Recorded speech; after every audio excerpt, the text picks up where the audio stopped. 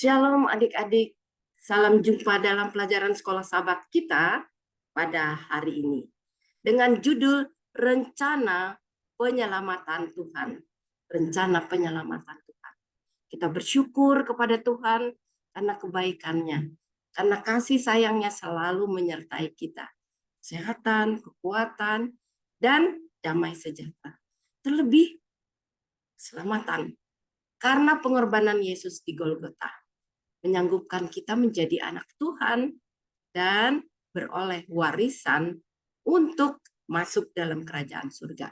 Sebelum kita belajar dari ayat-ayat yang suci hari ini, baiklah kita berdoa. Terima kasih Bapa dalam surga untuk kesempatan belajar firman Tuhan. Kami undang Roh Kudus untuk memeteraikan dalam hati kami, memberikan kuasa menghidupkan dalam kehidupan kami, agar kami layak menjadi anak-anak-Mu. Dalam nama Yesus kami berdoa. Amin.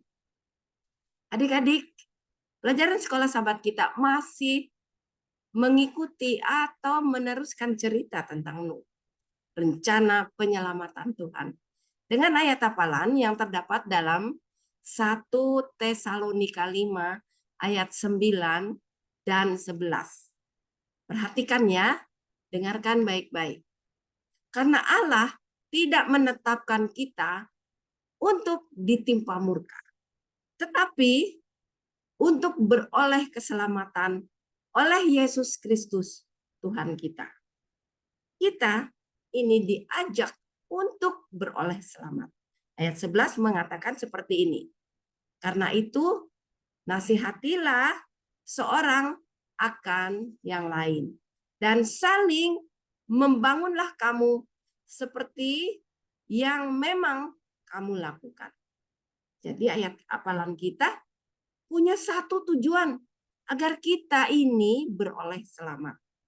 Dan kita saling menasihati supaya orang lain juga beroleh keselamatan. Nah adik-adik, cerita kita tentang Nuh. Bayangkan Nuh sudah berkhotbah selama 120 tahun untuk mengajak orang-orang bertobat dan kembali kepada Tuhan. Sebenarnya, sekiranya mereka mau mengikuti apa yang dikatakan Nuh dan bertobat kepada Allah, Tuhan tidak akan membinasakan dunia ini. Sama seperti keadaan Yunus memberi amaran kepada kota Nineve. Mereka bertobat. Tetapi pada zaman Nuh, manusia tidak bertobat. Malah mengejek-ejek Nuh. Mengatakan tidak mungkin ada hujan.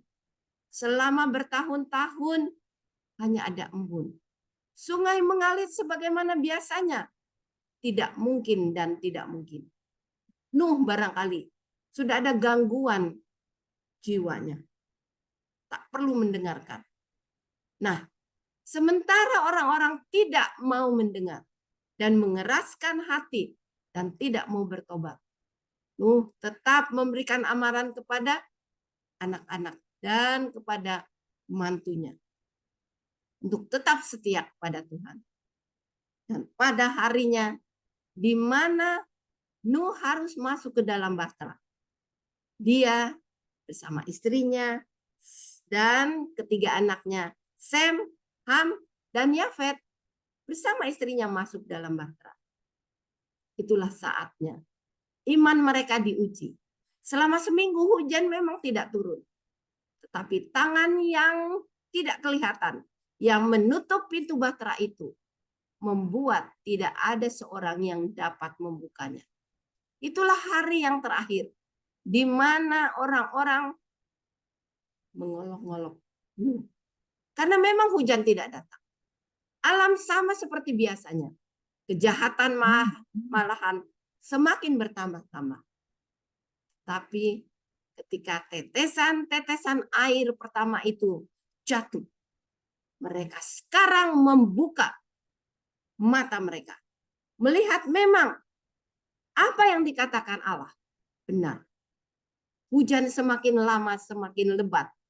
Bayangkan 40 hari, 40 malam. Pintu-pintu air di langit dan di bumi terbuka. sehingga kapal itu terapung-apung di atas air yang bergelora. Dengan kekuatan manusia sendiri, kapal itu tidak akan selamat.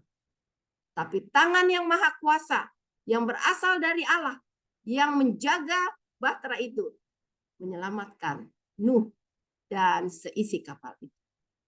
Amaran diberikan, tetapi tidak didengar. Sama seperti sekarang. Amaran diberikan. Dunia akan binasa, bukan dengan air bah, tetapi dengan api dan belerang. Maukah kita mendengar amarannya? Sedikit demi sedikit amaran diberikan. Hari demi hari. Yang kecil demi yang kecil. Hormatilah orang tuamu. Ya, jangan kamu melawan mereka. Hormatilah sesamamu manusia. Mengasihi mereka. Apakah kita melakukannya? Dan kita juga harus menjaga diri kita untuk tetap sehat. Kalau dilarang untuk tidak merokok, apakah kita melakukannya? Dilarang untuk tidak menggunakan hal-hal yang merusak, apakah kita mendengarkannya?